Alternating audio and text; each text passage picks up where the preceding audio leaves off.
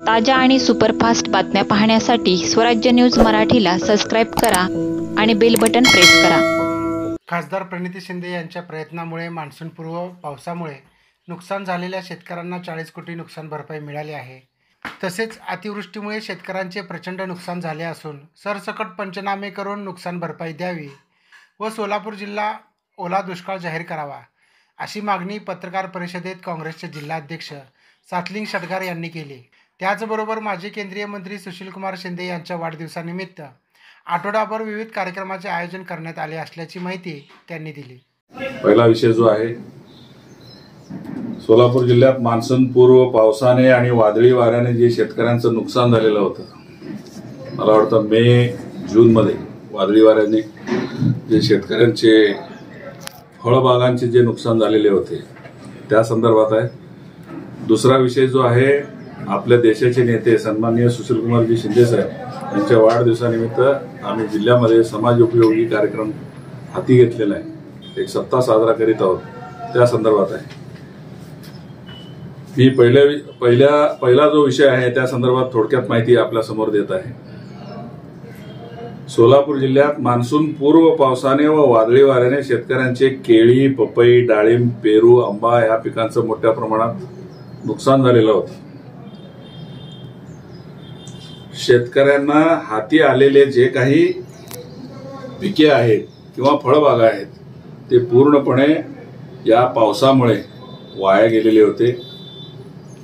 हे घडल्यानंतर आपल्या सोलापूर जिल्ह्याचे कर्तव्यदक्ष खासदार प्रणितीताई शिंदे आणि सोलापूर शहर जिल्हा काँग्रेस कमिटीच्या वतीनं आम्ही जिल्हाधिकाऱ्यांना निवेदन दिलेलं होतं की नुकसानग्रस्त शेतकऱ्यांना याचा मोबदला ताबडतोब मिळावा, यासाठी आम्ही निवेदन दिलेलं होतं आणि खासदार प्रणितीताई शिंदे यांनी त्या संदर्भात पाठपुरावाही केलेला होता। पुन्हा 18 जुलैला आठवण करून देण्यासाठी पुन्हा दुसऱ्यांदा आम्ही जिल्हाधिकाऱ्यांना भेटून त्या संदर्भात मागणी केलेली होती, ताईंनी मागणी केलेली होती। याची दखल घेऊन प्रशासनाने सोलापूर जिल्ह्यासाठी 40 कोटी 44 लाख रुपये निधी मंजूर केलेला आहे। मी पहिल्यांदा प्रशासनाचा आभार मानतो, कारण शेतकऱ्यांचे जे काही नुकसान झालेलं आहे त्या नुकसानग्रस्त शेतकऱ्यांना निधी मिळाला, मोबदला मिळाला, म्हणून मी प्रशासनाचा आभार मानतो। आणि आमचे खासदार जे आहे, कर्तव्यदक्ष खासदार, शेतकऱ्यांच्यासाठी वेळोवेळी त्यांची दखल घेऊन जिल्हाधिकारी म्हणा, तहसीलदार म्हणा यांना भेटून याचा पाठपुरावा केल्याबद्दल आम्ही त्यांचाही जिल्हा काँग्रेसच्या वतीनं प्रणितीताई शिंदे यांचाही आम्ही आभार या ठिकाणी व्यक्त करतो। त्याच्यानंतर जून मध्ये दरवर्षाप्रमाणे खरीप पिकांची पेरणी झालेली आहे। शेतकऱ्यांना असं वाटत होतं की आता खरीप पिके येतील, कारण पाऊस यावर्षी चांगला झाल्यामुळे खरीप पिके हाताला लागतील, म्हणून मूग, उडीद, भुईमूग, तूर अशा पद्धतीची पिके शेतकऱ्यांनी पेरणी केली, ते चांगल्या प्रकारे उगवलेही। पण त्याच्यानंतर 8 ते 15-20 दिवस पाऊस गायब होता, सोलापूर जिल्ह्यामध्ये पाऊस पडलेला नव्हता। त्याच्यानंतर जो पावसाला सुरुवात झाली, जवळजवळ महिना झाला, अतिवृष्टी झाली। अतिवृष्टी झाल्यामुळे सोलापूर जिल्ह्यातील नदी, नाले, ओढे, धरणे प्रचंड तुडूंब भरलेले आहेत, तलावसहित भरलेले आहेत। धरणाचे पाणी म्हणजे दरवाजे उघडल्यामुळे पाणी जे आहे ते पाणी सोडल्यामुळं नदीच्या काठी जी गावं आहेत ते पूरग्रस्त, म्हणजे पूर आल्यासारखी स्थिती आहे। अनेक ठिकाणी आम्ही भेटी दिलेली आहे। नदीकाठच्या शेतामध्ये प्रचंड प्रमाणात पाणी आहे। जास्त अतिवृष्टी झाल्यामुळे शेतातही गुडघावर पाणी आहे। म्हणजे एकंदरीत सांगण्याचा उद्देश असा की अतिवृष्टी झाल्यामुळे सोलापूर जिल्ह्यामध्ये संपूर्ण शेती जलमय झालेली आहे।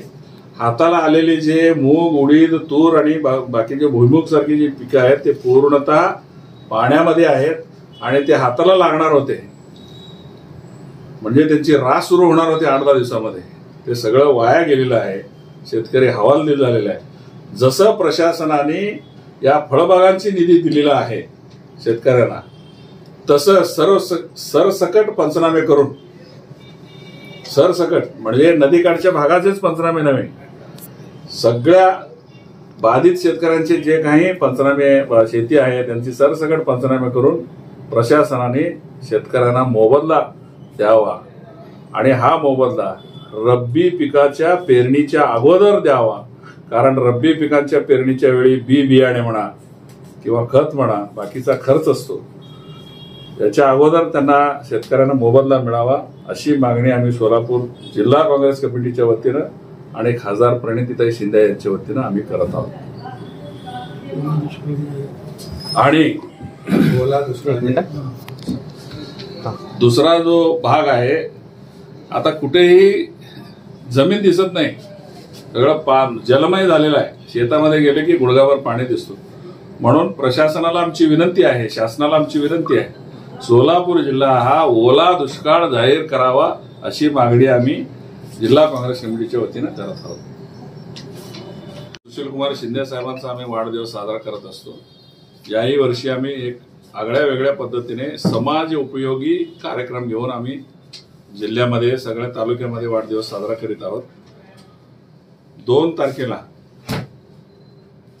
2 सप्टेंबरला आरोग्य शिबिर सलगर अक्कलकोट तालुका या ठिकाणी आम्ही सगळ्यांच्यासाठी महाआरोग्य शिबिर घेत आहोत. 3 तारखेला पंढरपूर येथील गोपाळपूर वृद्धाश्रमामध्ये एक 100 लोकांना गोड जेवणाचा कार्यक्रम तालुका अध्यक्ष हनुमंत मोरे यांच्या वतीनं तिथं होत आहे. 4 तारखेला हुन्नूर तालुका मंगळवेढा या ठिकाणी शैक्षणिक साहित्य वाटपांचा आश्रमशाळेतील विद्यार्थ्यांना शैक्षणिक साहित्य वाटप होणार आहे. 5 सप्टेंबर हा शिक्षक दिन आहे. मुनाळे प्रशाला कारंबा येथे उत्तर सोलापूरमध्ये त्या ठिकाणी 10 शिक्षकांचा आदर्श शिक्षक म्हणून सन्मान त्या ठिकाणी होणार आहे. भारत जाधव यांनी त्याचे नियोजन केलेलं आहे. त्यानंतर 7 तारखेला पंढरपूरमध्ये अनाथ आश्रमातील मुलांना त्यांचे जीवनोपयोगी वस्तू जे आहेत त्याचं वाटप होईल. 8 सप्टेंबरला मोहोळ तालुक्यामध्ये शालेय साहित्याचं वाटप आहे. 9 तारखेला वृक्षारोपण कार्यक्रम माडा येथे या ठिकाणी सचिन खैरे पाटील घेत आहेत. आणि 10 तारखेला या कार्यक्रमाचा समारोप याच ठिकाणी वरच्या हॉलमध्ये होणार आहे. त्या दिवशी आम्ही शहर जिल्हा काँग्रेस कमिटीच्या वतीनं शिंदे साहेबावर आधारित असलेला जो चित्रपट आहे, दुसरी गोष्ट, हे दाखवणार आहोत. आणि आतापर्यंत सोलापूर शहर जिल्ह्यामध्ये जे निष्ठावंत कार्यकर्ते होते काँग्रेसचे, ते कुठल्याही पक्षात गेलेले नाही, त्यांना मिळो न मिळो पक्षामध्ये काम करत राहिलेले अशा कार्यकर्त्यांचा, निवडक कार्यकर्त्यांचा सन्मान या ठिकाणी आम्ही करणार आहोत. असा हा कार्यक्रम 7 जिल्हा परिषद आणि पंचायत समितीच्या निवडणुकीच्या संदर्भात लवकरच शासनाकडून प्रशासनाकडून जाहीर होईल या अपेक्षेने आम्ही संपूर्ण जिल्हा काँग्रेसतर्फे तालुका दौरा सुरू केलेला आहे. 7 तालुक्याचा दौरा आता आमचं संपलेला आहे. सोलापूर जिल्ह्याचं 3-4 तालुके राहिलेले आहेत. ते सणामुळे थोडंसं राहिलेलं आहे. आज उद्या तेही कंप्लीट होईल. आम्ही काँग्रेस पक्षातर्फे गडामध्ये जाऊन संघटना बांधणी करण्याचं काम सुरू आहे. त्याच्यामध्ये पुन्हा पुलिंग एजंट नेमणे किंवा जे बूथ लेवल एजंट आहे त्यांचं नेमून त्यांचं एक या सप्टेंबर महिन्यामध्ये या सर्वांचं एक 2 दिवसाचं प्रशिक्षण आम्ही महाराष्ट्र प्रदेश काँग्रेस कमिटीतर्फे घेणार आहोत. हे काम आपलं चालू आहे, तयारी चालू आहे. आघाडी असेल नसेल आम्ही स्वबळावर लढण्यासाठी तयार आहोत. जर प्रदेशवरून आघाडी असेल तर आम्ही आघाडीने लढू. नसेल तर तुम्ही स्थानिक पातळीवर विषय आहे. आता प्रदेशने असं आम्हाला सांगितलेलं आहे की तुम्ही तयारी करा. जर समजा तुमच्या एखाद्या तालुक्यामध्ये जर तुमच्या पद्धतीने तिथल्या नेत्यांनी एकत्र येऊन आघाडी करत असतील तर तसं तुम्ही त्या ठिकाणी निर्णय घेऊ शकता. मागील 10 वर्ष काँग्रेस जवळ सत्ता नव्हती, त्यामुळे अनेक नेते बडे नेते बाहेर निघून गेले, पक्ष सोडून गेले. म्हणजे प्रामाणिकपणे पक्षाच्या नेतृत्वावर विचारावर निष्ठा ठेवून जे आतापर्यंत काँग्रेसमध्ये प्रामाणिक काम केलेले आहेत आणि निष्ठावान आहेत आणि आत्तासहित आहेत, अशाच कार्यकर्त्यांना आम्ही न्याय देणार आहोत. म्हणूनच आम्ही या कार्यक्रमामध्ये निष्ठावान कार्यकर्त्यांचा सन्मान ठेवलेला आहे.